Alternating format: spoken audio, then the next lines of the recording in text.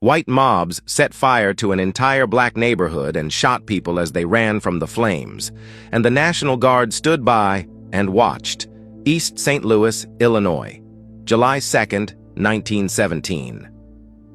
America was fighting overseas for democracy while committing one of the worst racial massacres in U.S. history on its own soil. Here's what happened.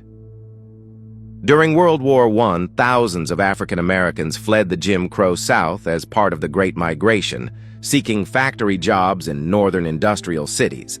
According to historical records, between 10,000 and 12,000 black workers arrived in East St. Louis in 1916 and 1917 alone. They came for one reason: opportunity.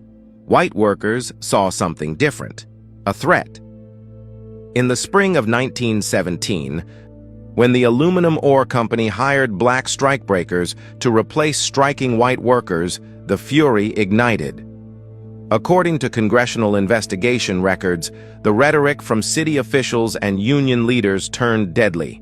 The message was clear: black migrants were not welcome. On July 1st, after white men drove through a black neighborhood shooting into homes, terrified black residents fired back at what they thought was another attack car. They killed 2 white police detectives. The next day, all hell broke loose. Thousands of white residents, men, women, even children, formed mobs and flooded into black neighborhoods.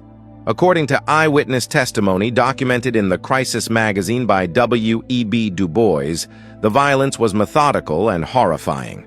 White rioters stopped streetcars, dragged black passengers onto the streets, and beat them to death in broad daylight. Then they started burning.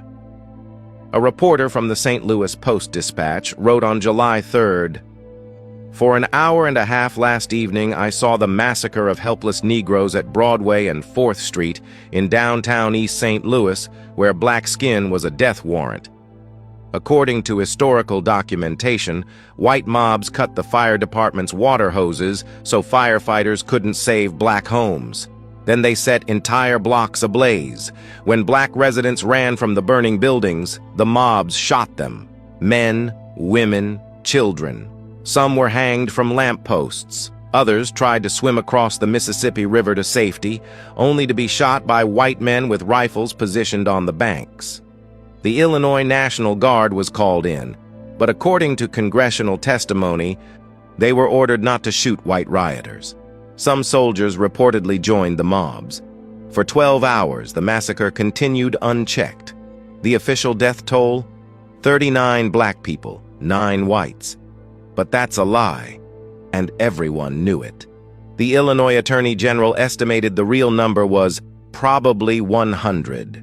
Ida B. Wells, who investigated the massacre firsthand, reported between 40 and 200 black deaths.